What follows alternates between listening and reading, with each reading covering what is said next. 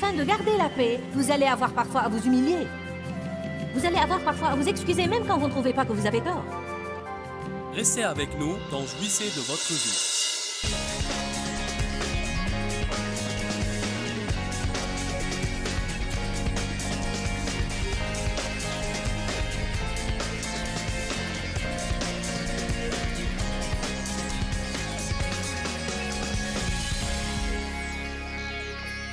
Ce n'est pas parce que vous avez l'autorité, ce n'est pas parce que vous pouvez résister et réprimer, ce n'est pas parce que nous pouvons lier et délier que nous n'aurons pas des saisons où nous devons tenir ferme. Ce n'est pas parce que je résiste à l'ennemi qu'il disparaîtra immédiatement. En fait, il se peut parfois que je fasse un bon choix et la fournaise est chauffée 7 fois plus qu'elle ne l'était avant que je fasse mon bon choix. Et c'est une poisse, n'est-ce pas? Je ne comprends pas du tout, j'ai fait le bon choix et j'ai fait ce qu'il fallait. Maintenant, regardez, mon problème empire. Quelqu'un a jamais fait cette expérience? Voyez, c'est la tactique du diable pour essayer de vous dire « ça ne marche pas, ce truc ne marche pas ». C'est là que vous devez faire ce que je vous lirai dans un instant. Vous serrez votre ceinture de vérité. Dites « va-t'en, diable ». En ce moment, je vais m'accrocher à la parole de Dieu plus que jamais. Tenez donc ferme, tenez bon, ayant serré la ceinture de vérité autour de vos reins. Il enchaîne pour parler des autres pièces de l'armure. La cuirasse de la justice, les chaussures de la paix, le bouclier de la foi, le casque du salut, l'épée de l'esprit, couvrant le tout avec la prière. Vous pouvez lire tout ça jusqu'au verset 18. Je veux vous parler de cette armure, car pendant que vous tenez ferme, vous devez vous assurer que vous avez effectivement revêtu votre armure. Cette armure que Dieu nous procure est une armure spirituelle. Elle n'est pas quelque chose que vous revêtez et que vous pouvez voir avec votre œil physique, mais Satan peut la voir. Amen. Il sait quand vous revêtez votre justice et quand vous ne la revêtez pas. Il sait si vous levez le bouclier de la foi ou si vous vivez dans la peur. Tout d'abord, la Bible nous dit que nous devons croire la parole. Serrez-vous la ceinture de la vérité. Autrefois, je me demandais, que signifie cela? Puis Dieu m'a dit, dans les ennuis, accroche-toi à la parole plus fermement que jamais. Si quelqu'un a l'impression que son pantalon va tomber et il a une ceinture, il va se serrer la ceinture. Quand le diable vous poursuit, si vous avez l'impression que vous êtes sur le point de tout perdre et de renoncer et de laisser tomber, à ce moment-là, vous devez resserrer la ceinture de la vérité. Vous devez vous accrocher à la parole de Dieu plus que jamais. Vous devez confesser la parole plus que jamais. Allez avec moi à Deutéronome 28. Je veux vous montrer certains trucs qui vous appartiennent. J'essaie de remonter le moral de ce groupe ce soir. Deutéronome 28. Je veux commencer au verset 7 et aller jusqu'au verset 14. Vous verrez quand j'arriverai au verset 14 que toutes ces promesses seront réalisées dans votre vie lorsque vous obéissez à la parole de Dieu, lorsque vous vous accrochez à la vérité de la parole de Dieu. Resserrez la ceinture de la vérité. L'Éternel te donnera la victoire sur tes ennemis qui s'élèveront contre toi. Ils sortiront contre toi par un seul chemin et s'enfuiront devant toi par sept chemins. L'Éternel ordonnera à la bénédiction d'être avec toi dans tes greniers et dans tes entreprises. Et il te bénira dans le pays que l'Éternel ton Dieu te donne. L'Éternel te constituera pour lui en peuple saint comme il te l'a juré si tu observes les commandements de ton Dieu et si tu marches dans ses voies. Et tous les peuples de la terre verront que tu es appelé du nom de l'Éternel et en sa présence, et ils te craindront. Et l'Éternel te comblera de bien en multipliant le fruit de tes entrailles. Cela veut dire que vous devez travailler. Le fruit de tes troupeaux, de ton sol, dans le pays que l'Éternel a juré à tes pères de te donner.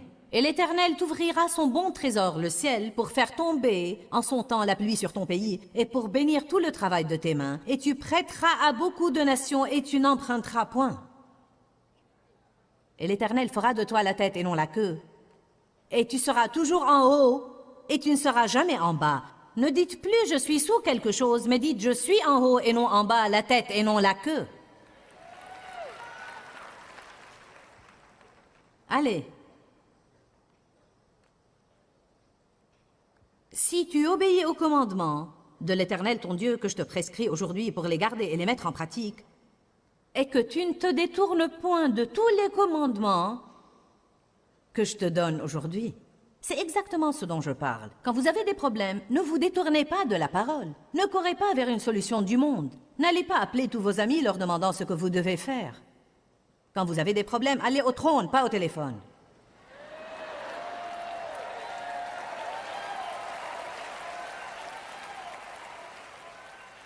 Oh, je ne sais pas. Que penses-tu que je dois faire? Pourquoi demander aux gens quoi faire alors qu'ils ne savent même pas quoi faire eux-mêmes? Je ne dis pas que Dieu ne peut jamais oindre une personne pour nous aider, mais même si Dieu veut se servir d'une personne, nous devons toujours aller à Dieu d'abord. C'est insultant à Dieu que nous recherchions d'autres recours. C'est exactement pourquoi Dieu est tellement offensé par les gens qui recherchent les médiums et les voyants et essayent d'avoir des solutions par des moyens pareils. Et je trouve bon de dire ça à la télévision, car beaucoup de gens pensent qu'il n'y a pas de mal à ça, et il y a même des chrétiens qui font ce genre de trucs, et même certaines personnes qui pensent que c'est mignon et amusant. Eh bien, ce n'est ni mignon ni amusant, c'est dangereux. Vous ne devez pas demander aux étoiles ce que vous devez faire, vous devez chercher celui qui a fait les étoiles. Amen.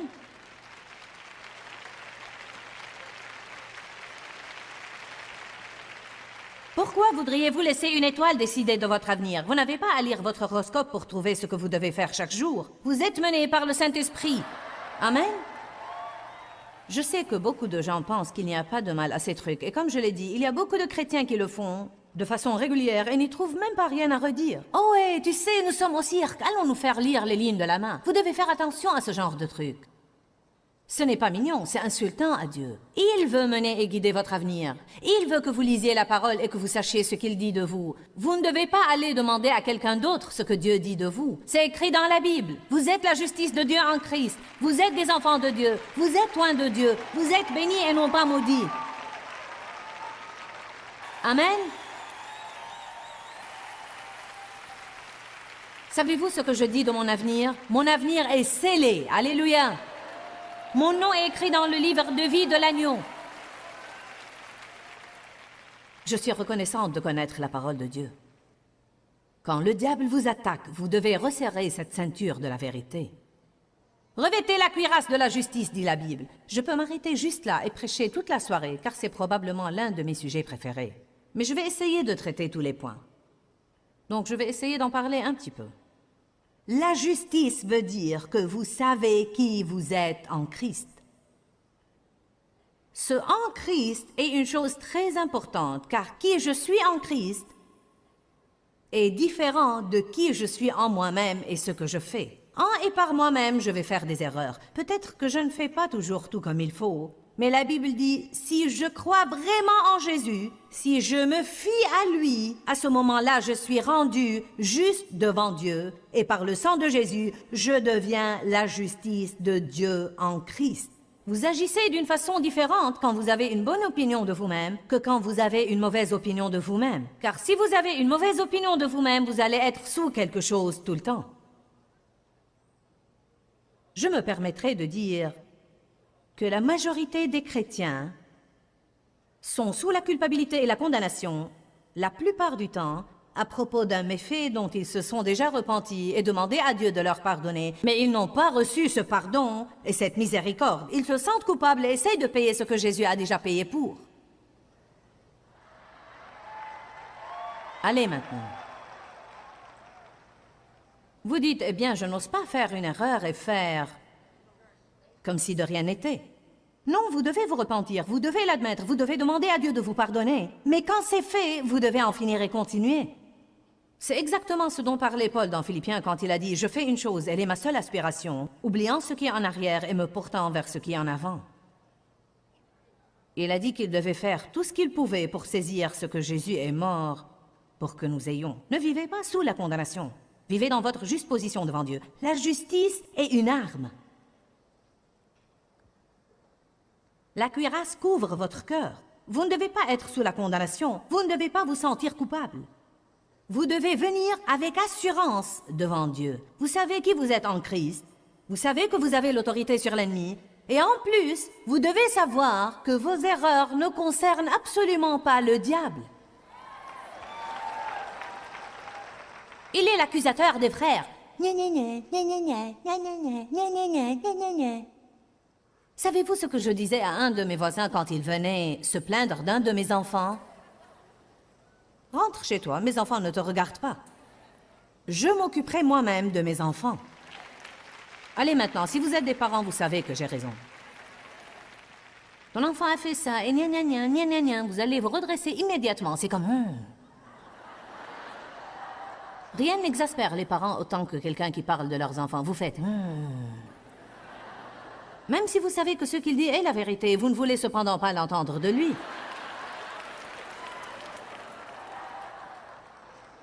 Ne te soucie pas de mes enfants, je m'occuperai de mes enfants. Eh bien, vous savez quoi? Dieu a la même attitude. Quand le diable commence à essayer de vous dire tout ce que vous n'êtes pas, vous devez dire ce que je ne suis pas ne te regarde pas, parce que je suis en Christ, assis dans les lieux célestes. Dieu m'a pardonné mes péchés, il s'occupe de moi, il me change. S'il y a une chose qui doit être faite dans ma vie, Dieu la fera. Je ne te concerne pas, je ne t'appartiens pas, j'ai été acheté par le sang de Jésus.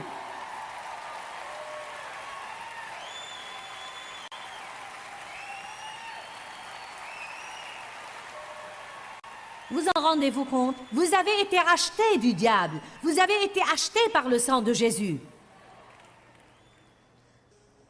Le diable ne vous possède plus et vous ne le concernez pas. Revêtez votre justice. Allez à 2 Corinthiens chapitre 6. Oh, vous m'avez stimulé ce soir.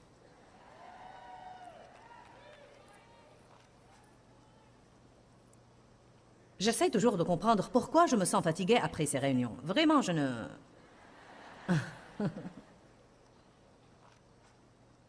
Oh, Jésus.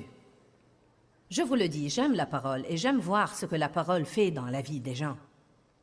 Vous connaîtrez la vérité et la vérité vous affranchira. Alléluia. Ouh!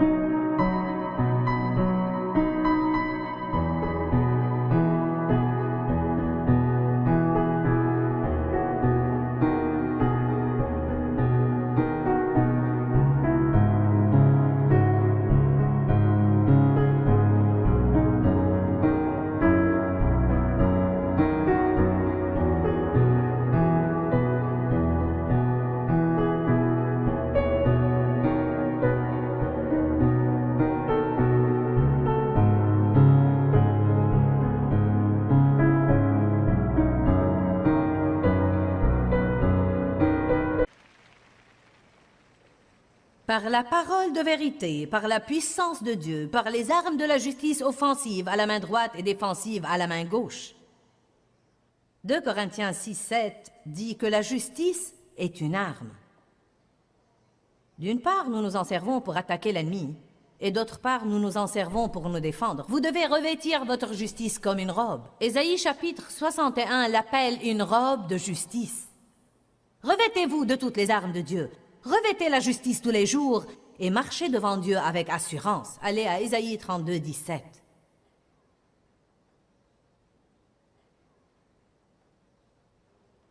Je sais que c'est peut-être un peu difficile pour ceux qui ne savent pas parcourir la Bible aussi vite que ça, mais ça fait partie de l'entraînement. Ésaïe 32, 17.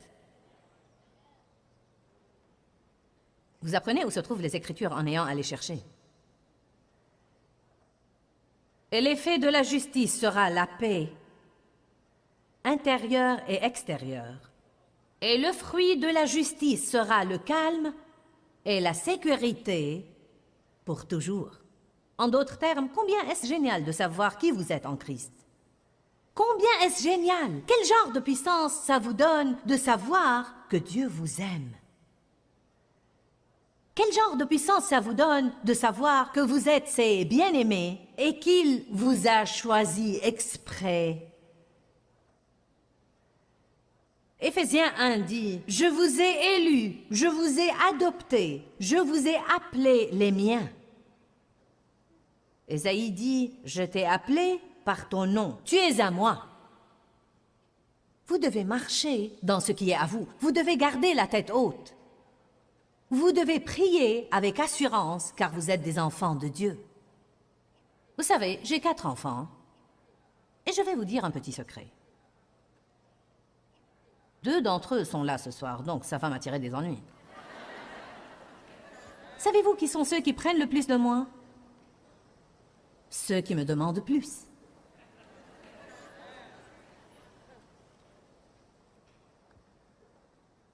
J'ai un enfant en particulier, c'est notre Benjamin. Et parfois, les autres sont un peu exaspérés et ils disent « Eh bien, tu lui donnes tout. » Je dis « Eh bien, il demande tout. » Amen. Laisse-moi te demander, Laura, tu es là ce soir. Combien de fois as-tu demandé une chose et tu ne l'as pas eue? Pas très souvent, vrai? Si tu demandes, la plupart du temps, tu prends. Nous sommes les enfants de Dieu. Et il nous dit, venez avec assurance au trône. Car Dieu peut faire infiniment, abondamment, au-dessus et au-delà de tout ce que nous pouvons jamais espérer, demander ou penser, selon sa puissance qui œuvre en nous. Savez-vous pourquoi les gens ne demandent pas? C'est ce stupide et puant esprit diabolique de culpabilité et de condamnation qui donne l'impression aux gens qu'ils n'ont aucun droit de demander quoi que ce soit de Dieu parce qu'ils sont imparfaits et qu'ils font des erreurs. Eh bien, en fait, le Benjamin, qui demande tellement, a probablement fait plus d'erreurs que les autres 3. Mais il sait que nous l'aimons. Il sait qui il est. Il sait qu'il est notre enfant et il demande. Et il étreint, et il embrasse.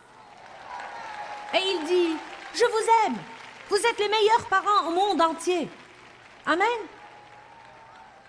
Mon Dieu, hier même, il m'a dit, je n'aurais pas pu survivre à l'année passée de ma vie sans toi, maman. Et je fais, oh.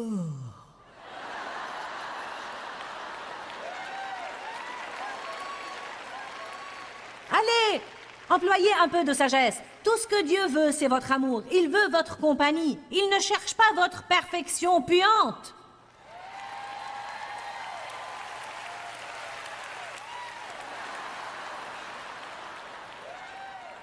Si vous ou moi aurions pu être parfaits, Jésus n'aurait pas eu à venir sur terre.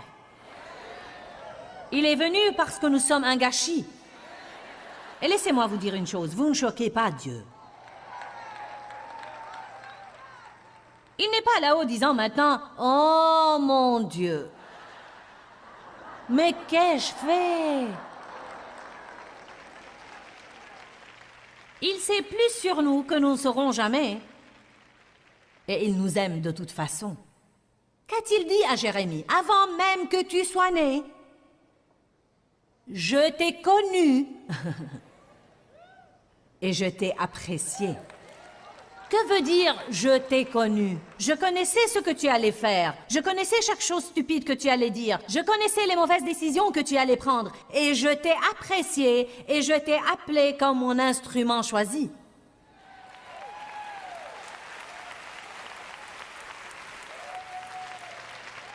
Dieu, aie pitié, Dieu. Revêtez vos robes de justice. Cela ne veut pas dire d'aller ça et là et de faire des bêtises exprès. C'est une question de cœur. Quand Dieu voit votre cœur et qu'il voit que vous voulez faire le bien et qu'il voit que vous regrettez vos péchés et que vous l'aimez, Je donnerai tout ce que j'ai pour pouvoir être parfaite pour Jésus et ne jamais faire des erreurs et ne jamais me mettre en colère et ne jamais être impatiente.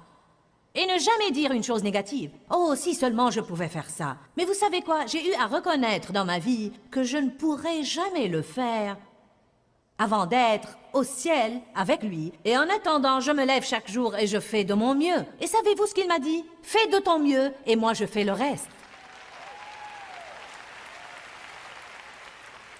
N'est-ce pas que Dieu est merveilleux?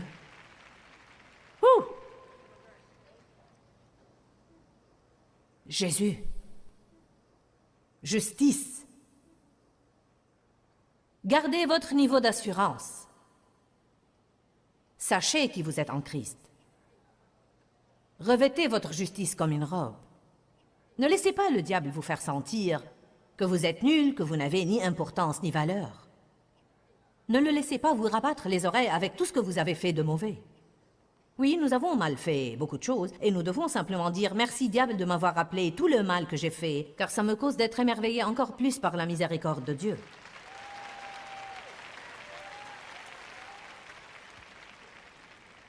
La Bible dit « Mettez vos chaussures de paix. » Mes chaussures n'ont pas sauté sur mes pieds. J'ai eu à les mettre. Vous devez instaurer la paix. Cela veut dire que vous allez avoir à être paisible exprès. Amen. Celles-ci se sont un petit peu étendues depuis que je les ai mises. Mais quand j'ai d'abord essayé de les mettre ce soir, j'ai dû les travailler un petit peu. C'est comme ça qu'il en est parfois de la paix. Vous devez la travailler un peu pour l'instaurer. Je viens de finir un nouveau livre sur la poursuite de la paix. J'ai appris que si je vais marcher dans la paix, je dois le faire exprès. Elle ne va pas tomber sur moi comme des cerises mûres qui tombent d'un cerisier. Serrez-vous la ceinture de la vérité. Revêtez la cuirasse de la justice. Mettez vos chaussures de paix. Que veut-il dire quand il dit « Revêtez-vous de toutes les armes de Dieu, les armes que Dieu procure. Revêtez-vous-en et tenez ferme. » Cela veut dire qu'il va y avoir un effort qui va avoir à être fait. Jean 14, 27, Jésus a dit « Je vous laisse ma paix. Ce n'est pas à la manière du monde que je vous la donne, mais je vous donne et lègue ma propre paix maintenant. » Puis la Bible amplifiée dit « Donc arrêtez de vous permettre d'être inquiet et bouleversé. » Il dit « Je vous ai donné la paix. Choisissez. Ne choisissez pas le trouble. Choisissez la paix. 1 Thessaloniciens 5, 13 dit « Soyez en paix entre vous. » Oh, nous devons œuvrer à garder la paix dans nos foyers. Vous devez œuvrer à garder la paix dans votre mariage. Vous devez être des conciliateurs. Afin de garder la paix, vous allez avoir parfois à vous humilier. Vous allez avoir parfois à vous excuser même quand vous ne trouvez pas que vous avez tort.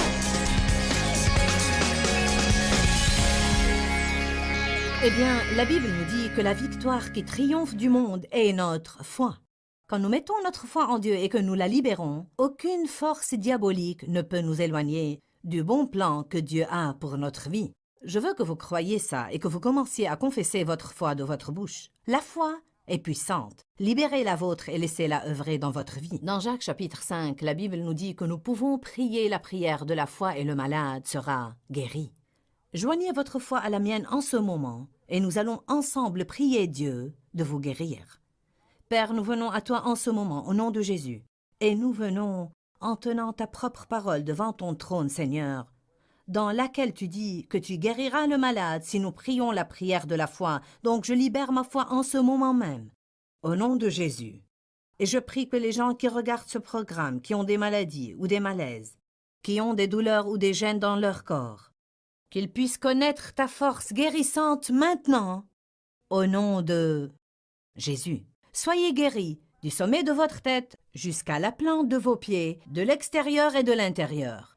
Toutes les maladies sont au-dessous du nom de Jésus. Nous te rendons grâce, Seigneur, car tu œuvres dans les gens maintenant. La douleur doit partir maintenant, au nom de Jésus. Amen. Eh bien, merci, Seigneur. Je crois que vous ressentez la force guérissante de Dieu dans votre corps et nous attendons avec impatience que vous partagiez votre témoignage avec nous. Que Dieu vous bénisse. Joignez-vous à nous demain. Quand, Seigneur, quand? Dans ce livret, Joyce Meyer vous apprend à faire confiance au temps de Dieu. Pour obtenir ce livret gratuitement, écrivez-nous à Joyce Meyer, boîte postale 40095-6300 Larnaca, Chypre. Ou bien visitez notre site web www.joycemeyer.org/fr.